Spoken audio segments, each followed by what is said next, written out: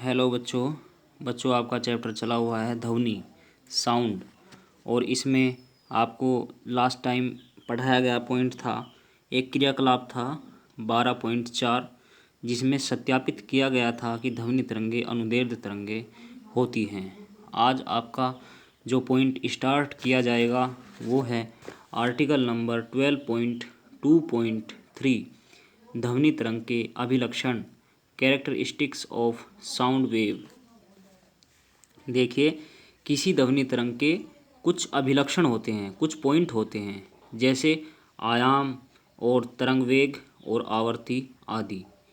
तो आयाम कौन सी स्थिति होती है, तरंग वेग कौन सी स्थिति होती है और आवर्ती क्या होती है, ये सब चीज़ें इसमें क्लियर कराई जाएंगी। देखो, जब ध्वनि तरंग किसी भी माध्यम में संचरित होती है अर्थात फैलती है, तब माध्यम के दाब तथा घनत्व में परिवर्तन होता है।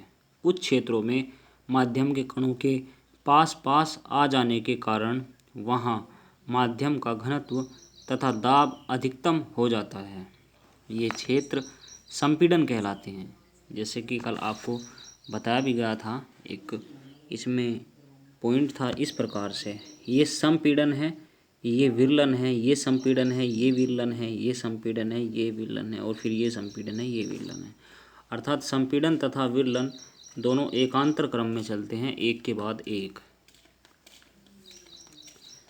माध्यम में कुछ और क्षेत्रों में कणों के दूर दूर हो जाने के कारण वहाँ माध्यम का घनत्व तथा दाब न्यूनतम हो जाता है, तो ये क्षेत्र क्या कहलाते हैं, विरलन कहलाते हैं।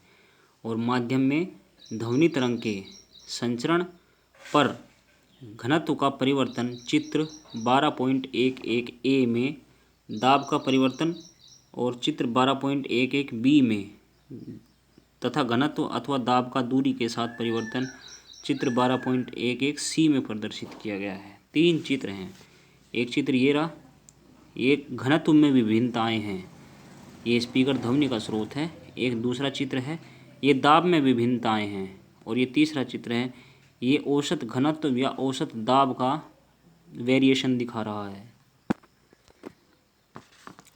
तो समझिए बच्चों इसको। देखिए, आइए इन क्रमागत संपीड़न व विरलन के आधार पर किसी तरंग के अभिलक्षणों के बारे में जानने का प्रयास करते हैं। तरंगदैर्ध्य, सबसे पहला पॉइंट है वेवलेंथ। किन्हीं दो क्रमागत संपीड़नों अथवा दो क्रमागत विरलनों के बीच की दूरी तरंग की तरंगदैर्ध्य कहलाती है, अथवा माध्यम के किसी कण द्वारा एक कंपन करने में लिए गए समय के दौरान तरंग द्वारा तय की गई दूरी को ही तरंगदैर्ध्य कहते हैं, और इसे ग्रीक अक्षर लैम्डा से प्रदर्शित करते हैं। इसका SI मात्रक मीटर होता है। तो बच्चों, ये है तरंगदैर्ध्य। आवर्त अथवा दोलन, पीरियड और ऑक्सीलेशन। देखिए, इसको समझिए, एक संपीड़न तथा एक विरलन को मिलाकर तरंग का एक आवर्त अथवा दोलन बनता है। जब आप एक संपीड़न मिलाओगे और एक विरलन मिलाओगे, तब जाकर के एक दोलन बनेगा। नेक्स्ट पॉइंट है आवर्तकाल, यानी कि टाइम पीरियड। देखिए, दो क्रमागत संपीड़नों अथवा दो क्रमागत विरलनों के किसी निश्चित बिंदु से गुजरने में लगे समय को तरंग का आवर्तकाल अथवा दोलन काल कहते हैं।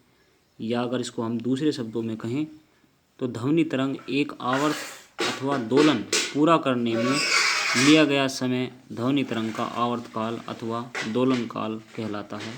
इसे अक्सर कैपिटल T से प्रदर्शित करते हैं। इसका SI मात्रक सेकंड होता है। नेक्स्ट पॉइंट है आवर्ती फ्रीक्वेंसी। देखो, ध्वनि तरंग द्वारा प्रति एकांक समय में, एकांक समय का मतलब है यूनिट टाइम, एक सेकंड में, ध्वनि द्वारा प्रति एकांक समय में पूर्ण किए गए दोलनों की संख्या को ध्वनि तरंग की आवर्ती कहते हैं। फ्रीक्वेंसी से इंग्लिश में बोलते हैं। इसे ग्रीक अक्षर न्यू, इसको बोलते हैं न्यू से प्रदर्शित करते हैं। इसे ग्रीक अक्षर न्यू से प्रदर्शित करते हैं। इसका SI मात्रक हर्ट्स होता है, हर्ट्ज भी बोल देते हैं इसको।